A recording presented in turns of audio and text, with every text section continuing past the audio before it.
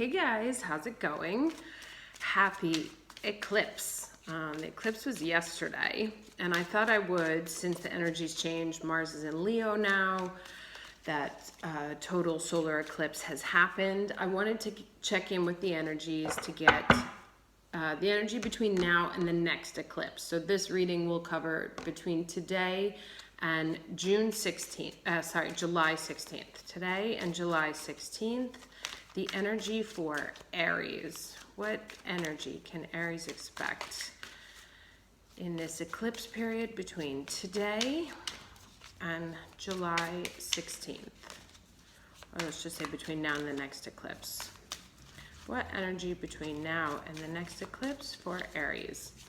Now, yesterday's total solar eclipse was kind of like the halfway point, because we had the first solar eclipse in Cancer last year, July 12th. And then we have another one next year that will be the end of the eclipses. So this is kind of the halfway point. And actually the lunar eclipse that's happening at the end of the month, or in mid-month at 24, is going to kind of close out the energy from last year's eclipse. Now, for most of us, those July eclipses were rough. The 27th one more than the 12th. But, gosh, these cards don't want to talk to me. Can I have a card for Aries, please? The energy for Aries between today, July 3rd, and July 16th. There we go. Uh-oh, let's see what happens. So, I'm going to build it off the energy that already came out, which was the one from my last reading that talked about staying in your power, about stepping into your power, you know, about being sort of detached from other people's thoughts and other people's, what's going on, you know, like let other people get swept up in the craziness of these eclipses. We need to kind of stay detached. Okay, to be fair. These are interesting. Let me get one more from here, and then we'll go to tarot. So with this Mars in Leo, you may have noticed that people are like hair trigger nerves. Okay, encouragement and sacred pool. And I'll look these up in a second as we do that. So yeah, with that Mars in Leo, you may notice that people's reactions are on a hair trigger. There was also a lot of energy yesterday. You may have felt a part of your body compressing, either your head or your shoulder, like wherever the chakras that's sort of being touched. You may have felt like sort of a pressure somewhere in your body. And that's, you know, that's just the effects. They will dissipate, but, you know, over the next month, especially with Cancer, people are going to be acting really nutty. And we kind of got this last time. So the advice from the last reading was to let everybody else be crazy and react and let the eclipse energy kind of take over them. Whoa, nice. 2 major arcanas, one right after the other. Yeah, so to let everybody else like kind of do their own thing, get crazy, we need to stay in our most emperor strength energy and watch what's going on around us, so that when the time is right, which will be soon, we can act accordingly, you know. So if we're stuck in all the drama, we can't think properly. So it's really best to sort of stay detached. Now, these cards here, let's see what the last one is. Nice. Okay, so these are all very powerful energies. And again, with the King of Swords, that's kind of talking about that staying rational and out of the drama, you know. So like, don't get sucked into the victim mentality of what's going on. Now, I want to check out these two for a second. There's also an interesting 38, 47, 54. So they kind of like 3, 4, 5 here. Yeah, so give me a second. Let me look these up. I don't use this deck as much, so I need to read these to make sure how it goes with the rest, and I will be right back. Okay, so very nice. Actually, so I love it when they're like that obvious. So this one talks about detachment, being detached, and this talks about stepping into power. And so this says that this is a time of self-love, and to reflect on your own sort of experience by this sacred pool, because the universe will reflect it back to you. But it talks about that what you put into the universe is what you get back. So this is kind of like, you know, we're saying step into your power. If you put the victim energy into the universe, that's what will get reflected back to you. So it says here, it's like, remember that you have chosen the situation. And then this is also kind of an echo here, this sacred pool, that, you know, what you pour into the pool, this is kind of like that karma thing, you know, it's like what you pour into the ground is ultimately what's going to come back up to you. So be careful about what you're pouring into your universe, what you're pouring into your energy also, because that will affect everything. And the more you kind of see, if you allow yourself to be in this victim space, that's what you're fertilizing the ground around you with. That's your energy, you know. So this one says to reflect into this sacred pool, to pour into the pool of life, if you will, a different kind of energy. Yes, an energy of sort of a mix, if you will, because you see these are also both about balance. You have the star here and the to be fair. So it's about balancing these two energies, the thinking and doing. And that's what this card literally talks about. It says that there are times to think and there are times to do. And when you've mastered both is when you know that that you're moving toward, you know, you're moving in a way that's wise, as opposed to just flinging yourself off a mountain, or as opposed to being so stuck in your thoughts that you actually can't get off and try something new. So it's encouraging you, sorry, it was like that. It's encouraging us to encapsulate, to balance these two energies here of with the detachment, and wisdom and observation, to figure out what cliff we want to try and jump off of in a good way. Now this one talks about stepping into your power and being nudged into the next step. So you see how it's like mama giraffe pushing the little giraffe down the path. And this is saying that whatever next step comes up, whether it's, you know, dramatic or undramatic or whatever it is, you're being encouraged by the universe. Both of these cards talk about being encouraged by the universe in everything, as long as what you're pouring into your life experience and what you're pouring into the universe is a healthy, balanced, thought through, courageous energy. If we fall into this space where we feel like, oh my God, the big bad universe hates me, that's what we're gonna get back. And that's, you know, that's not this balanced energy. It's just sort of one. It's a kind of more of a childish, I'm not the owner of I don't own my own actions. I don't own my own thoughts.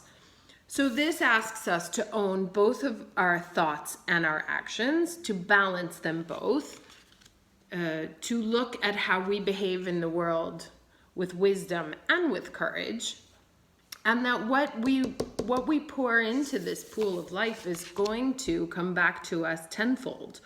And that idea keeps coming up, you know, a lot in the last few weeks, of take one step towards the gods and they take 10 towards you. So, you know, this really sort of reflects what came up in the other reading, which is to really step into the, you know, this is also the Aries card, to step into that Aries power, that an Aries can knock any wall down. Where we sometimes screw ourselves is that we knock walls down without thinking. Part of this Cancer energy that's been helping us, particularly also nurturing whatever area of our chart this falls into. It may be your first house, so it's about nurturing self-love or self-identity. It could fall into your fourth house like mine, which is sort of nurturing a sense of what home means and balancing work and home.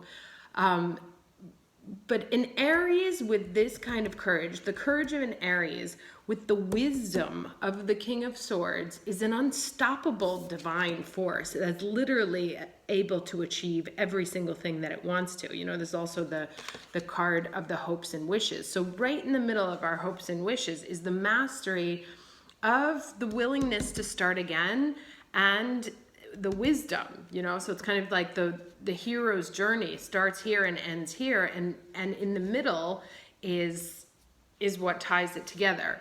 So what we're experiencing now, as things happen to us, because that's what happens with the eclipses. I get a lot of people who ask me to read for like, can you tell me what's going to happen during the eclipse? And the reason why you can't predict it is because it always happens in energies that are external to you. And it comes to, they come to you as opposed to you necessarily creating them. So, you know, as this period of eclipses and Mercury retrograde, things may be happening to us, instead of staying in this space, the idea is to stay in this space, you know, and these match, look, they match perfectly here. You know, it's like, make sure we're making wise, balanced decisions. What we pour into the universe will come back to us tenfold in terms of hopes and wishes. And it's okay. You know, this is a great energy for us to have that sort of childish ability to start over again. You know, the childish energy mixed with the wisdom of the leader is brilliant. So these are great. So again, stay in your Aries power, but both sides of it. The new sort of wiser 2.0 version of Aries that thinks before it leaps. And knows exactly what it's pouring into here and knows what it's pouring into here. It's not mixing those two up or just sort of watering whatever. It's doing everything with purpose and intention to make these stars happen.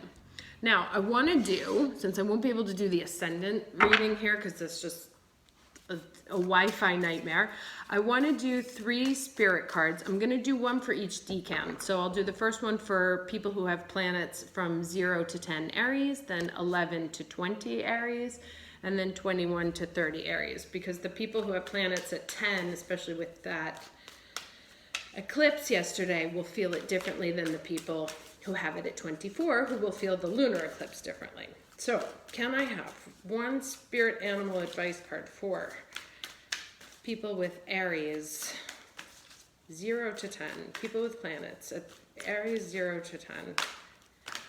What energy can they embody between now and the next eclipse? Aries 0 to 10.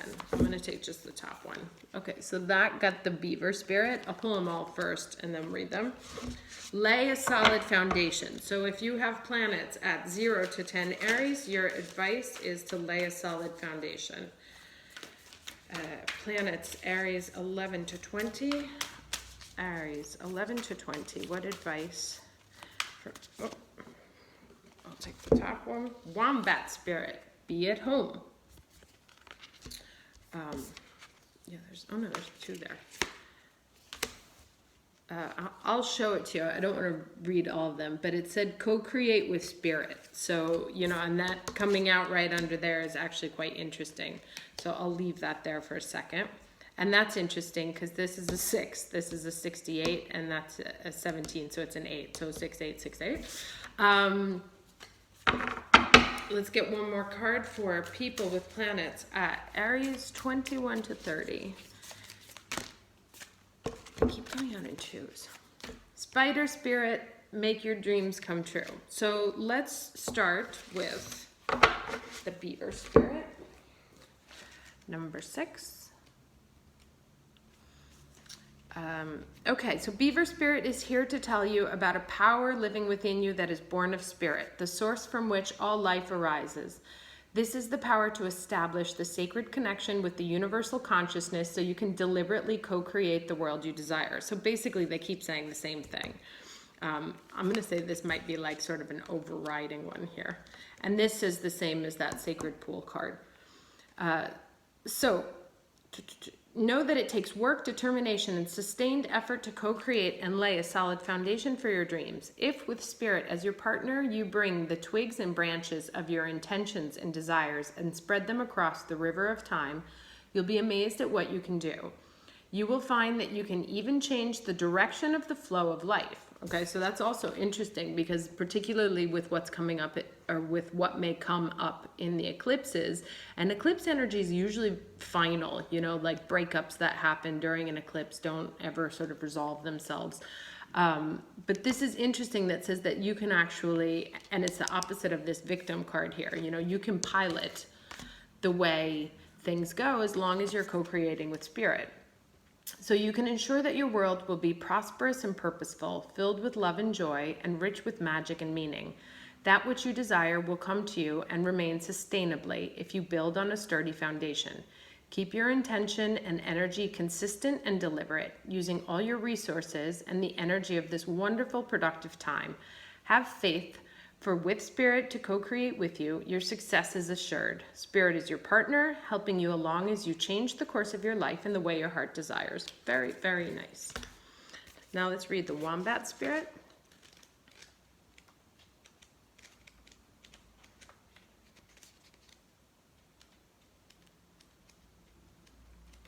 Okay, be at home. So, burrowing deep into the ground, remaining safe, sound, and well-fed with family is a special trait of the wombat. Home sweet home is always available if you recognize that well-being is the truth of life. Wombat Spirit reminds you that to be truly at home in the world, you need to find comfort within your own skin. You do this by accepting all your experiences without judgment, through a deep honesty and love of life.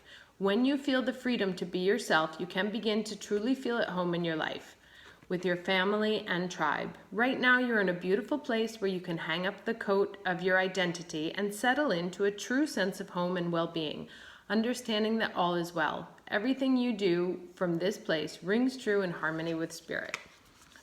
So that's nice. Speaks of sort of that authentic spirit. You know, this is very much the Fool energy. You know, I'm okay with being myself. Okay, and then let's read the Spider Spirit. For the last, this is the last decan. So weaving your dreams into the fabric of life begins with a single thread of intention, and then Spirit joins you as your co-weaving partner. Take but a single step to make your dream a reality, and Spirit will take 10 towards you. Oh, that keeps coming up. For the universe is designed to support your dream weaving. Spider Spirit arrives when you need reminding of the awesome power of co-creation with Spirit. Ideas and resources will begin to appear as if by magic as you begin to bring your dreams from the realm of intention into the world of the senses where they take form. The action you need to take is to be clear about your intentions and then act as if you have become the one that lives the life you desire. The web of creation has an uncanny way of coming together to weave the beautiful pattern you set in motion. Another message of Spider Spirit is about any creative project you may be considering: writing, painting, music, journaling, gardening, etc. Now is the time when inspiration wants to be channeled through you as something creative, even artistic and tangible. Creative projects are successful now if you are so inclined. Let yourself be open to abundance. Okay? And then this is just the confirmation of every one of the other cards. So to co-create with Spirit and not stay in, you know, these kind of got the same message. This is to have clear intentions. This is to lay a solid foundation. And this is a question of pure authenticity. And to apply, you know, to stay, to be very strongly in your power, mastering your head, heart, energy, and what it is that you're putting out into the universe. And success is guaranteed. You know, we've seen this you take one step and the universe gives 10 back. That keeps coming up. So very exciting news, very exciting time. And I will see you again for the next weekly. Take care.